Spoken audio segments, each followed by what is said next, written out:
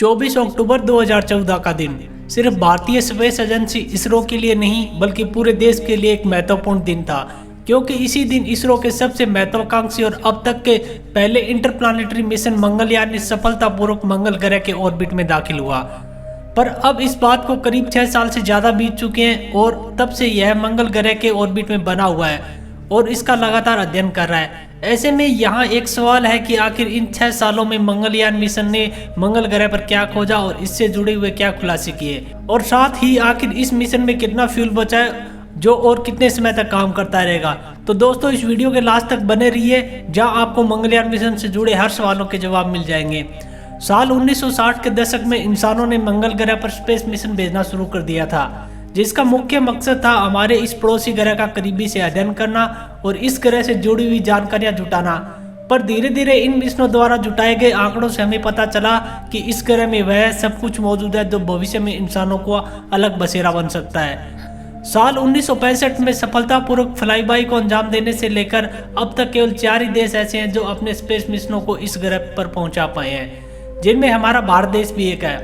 भारतीय space agency ISRO ने अपने पहले इंटरप्लानिटरी मिशन की तैयारियां 2010 में शुरू कर दी थी। साल 2012 में इस मिशन को फैसिबिलिटी स्टडी और दूसरे अध्ययनों के बाद भारत सरकार द्वारा अप्रूव कर दिया गया था। इसके बाद इस मिशन पर काम शुरू हुआ। इसरो के वैज्ञानिकों ने मंगलयान मिशन को रिकॉर्ड 15 महीनों में तैयार कर एक कीर्तिमान रच दिया था। कुछ जरूरी टेस्ट करने के बाद 5 नवंबर 2013 को PSLV C-25 रॉकेट के जरिए इसे श्रीहरिकोटा से लॉन्च कर दिया गया था, जिसके बाद इसका बेहद ही लंबा और थका देने वाला 10 महीनों का सफर शुरू हुआ। करीब 300 दिनों की लंबी यात्रा करने के बाद 24 सितंबर 2014 को यह मिशन सफलतापूर्वक मंगल ग्रह के ऑर्बिट में दाखिल हुआ, जिसके साथ ही भारत देश मंगल ग्रह पर पहुंचने वाला केवल चौथा देश बन गया था। इससे पहले केवल नासा, ESA और रशियन स्पेस एजेंसी ने ही मंगल ग्रह पर सफलतापूर्वक मिशन भेजे थे। इन देशों को मंगल ग्रह पर पहुंचने के लिए कई प्रयास करने पड़े, वहीं इसके विपरीत भारत पहले ही प्रयास में मंगल ग्रह तक पहुंचने वाला पहला देश बन गया।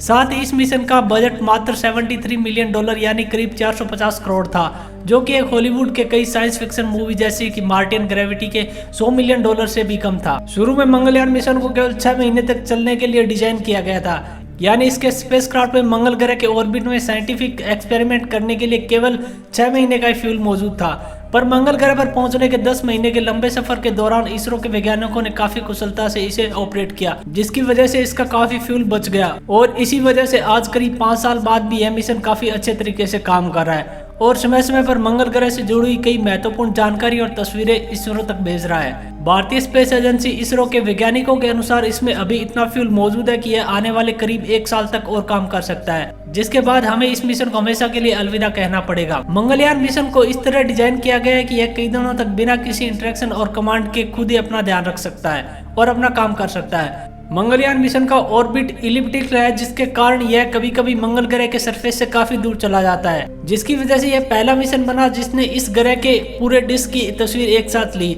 साथ ही यह मिशन मंगल ग्रह के मून डाइमोस के फेयर साइड की तस्वीर लेने वाला और उसका करीबी से अध्ययन करने वाला पहला मिशन बना। यह मिशन अब तक मंगल ग्रह और उसके मून की करीब 1000 से ज्यादा तस्वीरें धरती पर भेज चुका है, जिसने दुनिया भर के वैज्ञानिकों को मंगल ग्रह के पूरे सरफेस का मैप और एटलस बनाने में मदद की है। साथ ही मंगलयान मिशन में मंगल ग्रह पर आने वाले तूफानों का भी करीबी से अध्ययन किया गया और पहली बार वैज्ञानिकों को बताया कि मंगल ग्रह पर आने वाले तूफान इसके एटमॉस्फेयर में कई सैकड़ों किलोमीटर तक ऊपर उठ सकते हैं। इसके साथ ही इसने मंगल ग्रह के एटमॉस्फेयर में मौजूद हाइड्रोजन और मीथेन का भी काफी करीबी से अध्ययन किया और इसे लेकर कई और महत्वपूर्ण खुलासे किए।